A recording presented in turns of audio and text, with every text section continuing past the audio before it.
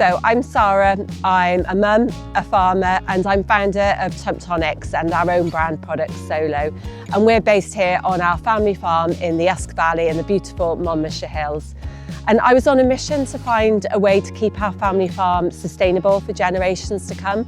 And I thought, what better way to do that than to use the natural resources that we have here at Tump Farm.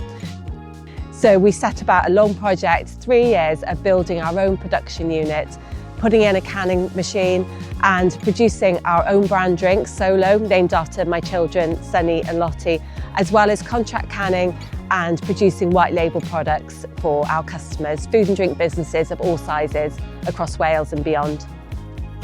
So for us, it was really important that we looked at ways to diversify, and Tumptonics is a perfect example of farm diversification, and it's very much a family affair. We're all involved and we're finding new ways to create income streams for our family farm to make sure that it's sustainable for future generations. At the moment, our team is very much based from within the local area. We have our production manager, Dom, who's such an asset to our business. We've got Millie also working on production. She's someone that's come through Young Farmers and who we've been put in touch with and has been a brilliant asset to Tumptonics.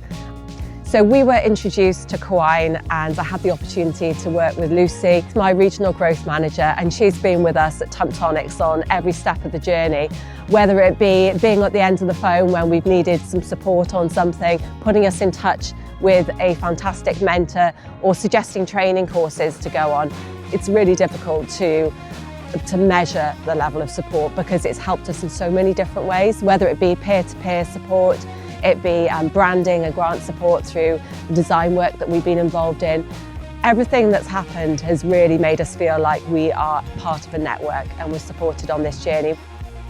I think the support we've received from Cywain has really bolstered us as a business in terms of putting us in the right place to take and seize market opportunities.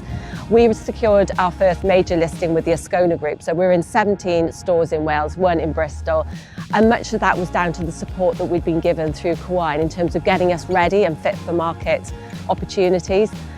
We've also had really fantastic introductions to other distributors and businesses where we stock our products. So for example, going to bread and jam with Cywain was a brilliant opportunity and has led to 2 listings that we've secured as part of that.